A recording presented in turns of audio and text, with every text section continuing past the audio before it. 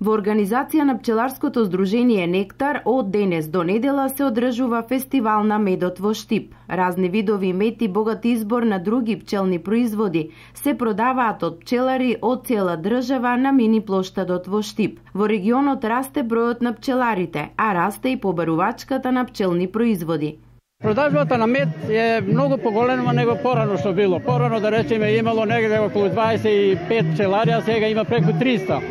Што значи дека производството на мед е многу поголемо и потрошувачката е поголема. Порано се плашеле пчеларите дека нема медо да се троши, ама сега како се развива пчеларството, така и потрошувачката е поголема.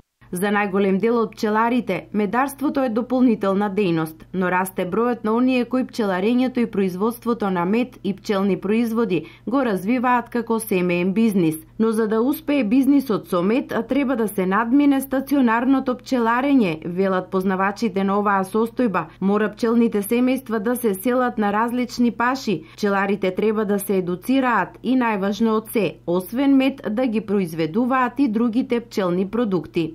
Еден современ пчелар мора да прави роеви, мора да вади прополис, мора да собира полен, мора да вади млеч, мора да вади пчелен отров. Значи, кога ќе се направи збирот од сите овие производи, тогаш може да се каже за една нормална живејачка дека може да се постигне, но се тоа зависи од, пак ќе кажам, од природните услови, пак од Бога.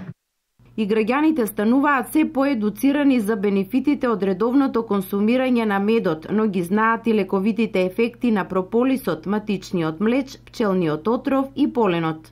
Ако направиме паралела на првата кога бевме тука на плоштадот, кога луѓето за поленот прашуваат дали ова вегета, сега имаме ситуација кога ги знаат сите пчелни производи, ги консумираат и знаат дека поленот е добар и за слабокрвност, и за простата, и за имунитет, и мешавините ги користат за секојдневна употреба од пчелни производи.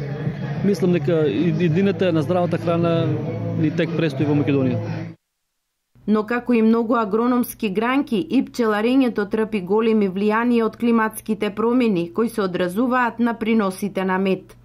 Производството на мед се зависи од Божјата сила, односно од природните ресурси.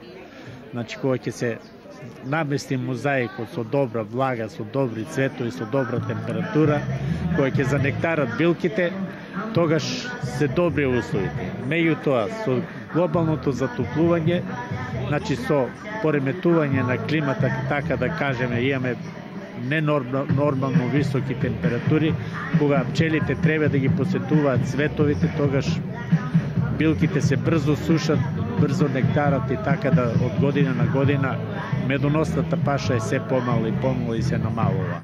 На 10-тиот поред фестивал на медот во организација на пчеларското здружение Нектар, општина Штип им додели благодарници на пчеларите кои редовно го изложуваат својот меден асортиман во Штип.